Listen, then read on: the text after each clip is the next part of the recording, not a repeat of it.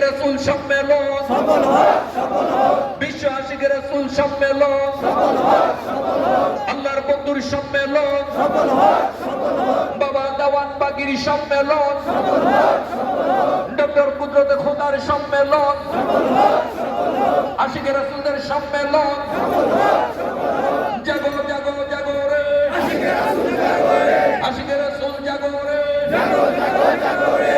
আজকে মোদের খুশির দিন, দয়াল বাবার জন্মদিন, দয়াল বাবার জন্মদিন, আজকে মোদের খুশির দিন, শুভ শুভ শুভ দিন, দয়াল বাবার জন্মদিন, দয়াল বাবার জন্মদিন, শুভ শুভ শুভ দিন। সম্মানিত আশিক রাসূল ভাইয়েরা এবং দেশ বিদেশে অনলাইন প্ল্যাটফর্মের মাধ্যমে আশিক রাসূল বোনেরা মহান ইমাম কুরসি মোবারকে তাশরীফ গ্রহণ করেছেন। সকলে আদব ভক্তি আজিদের সাথে নিজ নিজ স্থানে বসে পড়ার জন্য বিনীতভাবে আহ্বান করছি।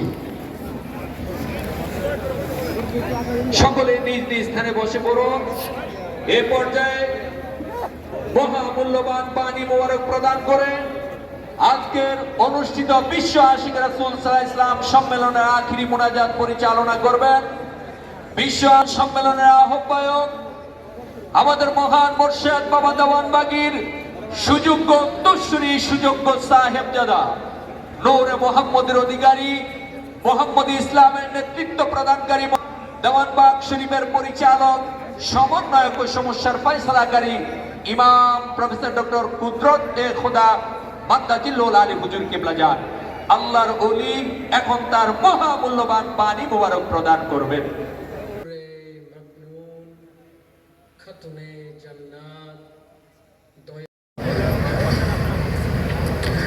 আমাদের মুর্শিদ বাবা দেওয়ান বাগী রাহমাতুল্লাহ আলাইহির ৭৬তম শুভ জন্মদিন স্মরণে আমরা আজ ১২ই ডিসেম্বর রোজ শুক্রবার বিশ্ব আশিকে রাসূল সাল্লাল্লাহু আলাইহি ওয়াসাল্লামের আয়োজন করেছি।